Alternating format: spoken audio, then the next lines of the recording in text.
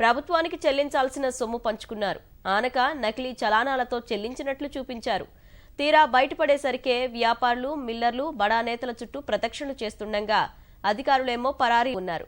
Bodhan CTO కార్యాలయం కేంద్రంగా 100 కోట్లు కొల్లగొట్టిన ప్రబుద్ధుల కోసం పోలీసులు వేట సాగిస్తున్నారు.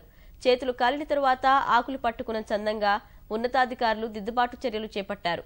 ఎగ్గొట్టిన సొమ్ము చెల్లించాలంటూ నోటీసులు ఇవ్వగా స్పందించని వారి బ్యాంకు ఖాతాలు స్తంభింపజేయాలంటూ బ్యాంకులకు లేఖలు రాశారు.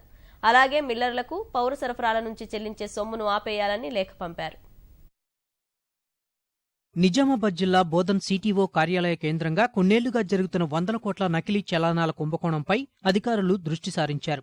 2 పన్నుల సలహాదారులతో కలిసి అధికారులు, వ్యాపారులు కలిసికట్టుగా చేసిన అక్రమం 8 ఏళ్లుగా సాగుతోంది. వ్యాపారులు, మిల్లర్లు వ్యాట్ను చెల్లించినట్లుగా నకిలీ చలానాలు సృష్టించి అధికారులతో కలిసి పంచుకున్నారు.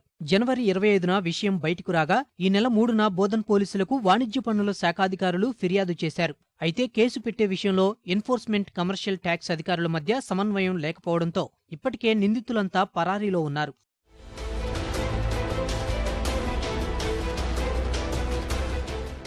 మిల్లర్లు రైతుల నుంచి సేకరించిన ధాన్యాన్ని బియ్యం రూపంలో పౌర సరఫరాల శాఖకు, ఎఫ్సీఐకి అందజేస్తారు.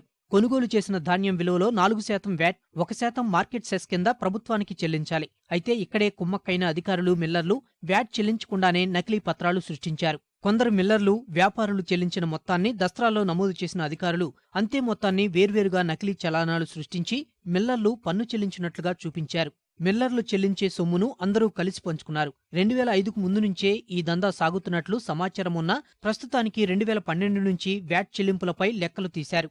ఎప్పటినుంచో నకిలీ చలానాలతో అక్రమాలు సాగుతున్నా ఇప్పుడు తేరుకున్న అధికారులు పోలీసులకు ఫిర్యాదు చేయడంలోనూ అలసత్వాన్ని ప్రదర్శించారు. దీంతో ఇప్పటికే హైకోర్టులో ముందస్తు జామీను కోసం పన్ను సలహాదారులు దరఖాస్తు చేసుకున్నారు. నమోదు చేసేలోపు నిందితులంతా పరారయ్యారు.